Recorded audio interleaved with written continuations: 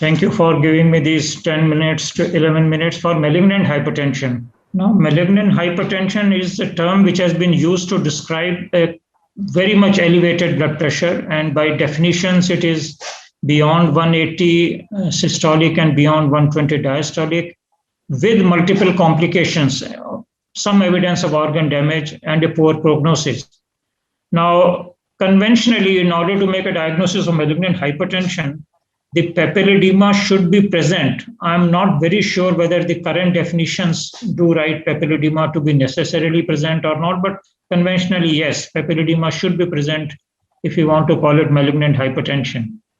Malignant hypertension is not so common, because of various reasons, efficient therapies, more awareness, whatever you want to call, but we don't see that often as we used to see in good old days. The projected incidence is 1 to 2 cases per million per year.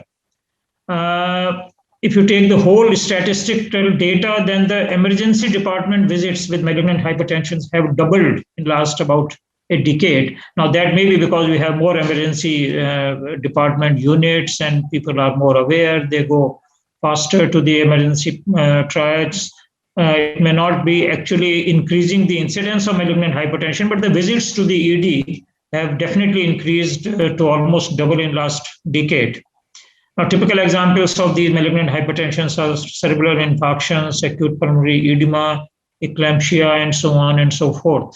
Now, why only some of these hypertensive develop malignant hypertension? Nobody knows the reason. It is very unclear, but there are postulations that there is some genetic predeterminations, there is absence of some beta, gamma, I don't know the details of that, but elevated adrenomedulin levels, elevated natriuretic peptide levels, abnormalities of oxidative stress markers, so on and so forth. These are just the postulations that why only some of these hypertensives develop malignant hypertension. Now, many reasons for malignant hypertension, as we know that it is just the other spectrum of the usual hypertension. If you don't control blood pressure for a long time, it is likely to convert into malignant hypertension. So medication non-compliance, renovascular diseases, renal parenchymal diseases, including glomerulonephritis, systemic sclerosis. I have seen one case of systemic sclerosis developing malignant hypertension recently. The SLE, hemolytic uremic syndromes, endocrine dysfunctions, pheochromocytoma, primary hyperaldosteronism or Conn syndromes, renin secreting tumors, so on and so forth. There are many etiology, many reasons for malignant hypertension, but we should continue remembering that the uncontrolled and neglected hypertension is one of the most common reasons. The antihypertensive medication withdrawal, sudden withdrawal of antihypertensive, which we saw in this COVID era. The patient went into the COVID ward with the COVID and he was on 5 or 6 antihypertensives. For some or the other reason, all were withdrawn and they landed into problems. Coaptation, drugs, as Dr. Dayasagar Rao just told us, amphetamines, central nervous system disorders, head injuries, cerebral infarction, cerebral hemorrhages. So there are many reasons that patients land up into malignant hypertension. Now, pathophysiologically, it is very important because it is pathologically, it's sudden increase in the systemic vascular resistance with the vasoconstriction mechanism, which leads to hypoperfusion, pressure natriuresis, and ischemia. The most common organ damage is because of these pathophysiological changes. Classical vascular feature is fibrinoid necrosis of the small vessels, which we see, in the fundus as papilledema also.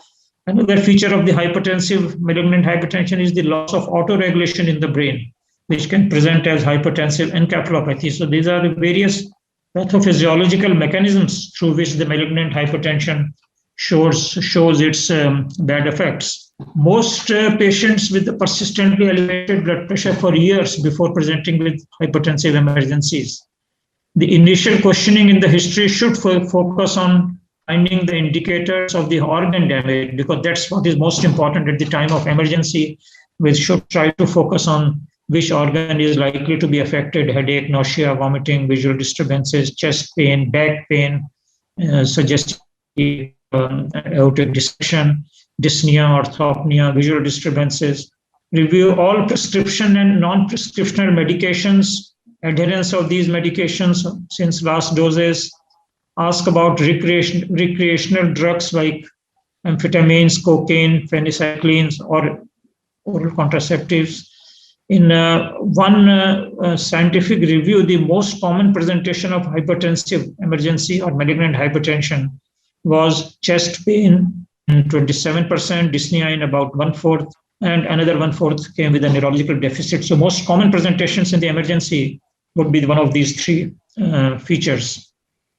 How do these patients confirm pressure in both the arms and probably in the lower limb also to avoid missing aortic dissection?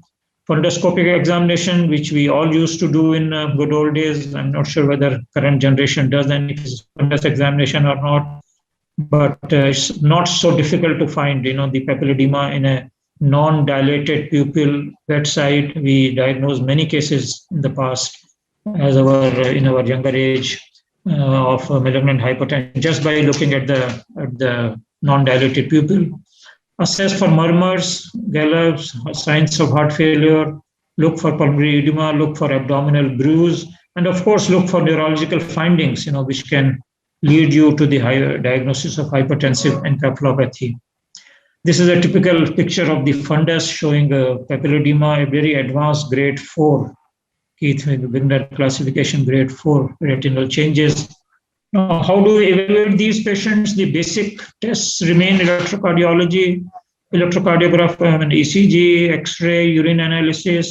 Electrolytes and creatinine are very, very important cardiac biomarkers if we suspect acute coronary syndrome. We can even add anti-proBNP in current era, where we can diagnose early acute heart failure. Toxicology screen if you suspect any, these recreational drugs or any drugs poisoning. CT MRI of the brain, head injury for head injuries, for neurological symptoms, hypertensive retinopathy.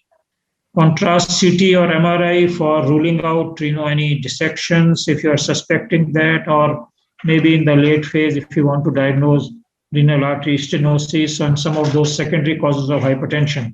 The management of malignant hypertension requires a very efficient interprofessional team that includes internist, ED person, nephrologist, cardiologist, and probably a neurologist if there is a neurological involvement. For asymptomatic patients, admission may not be necessary, although we do advise in most of these patients to be in hospital for a couple of days.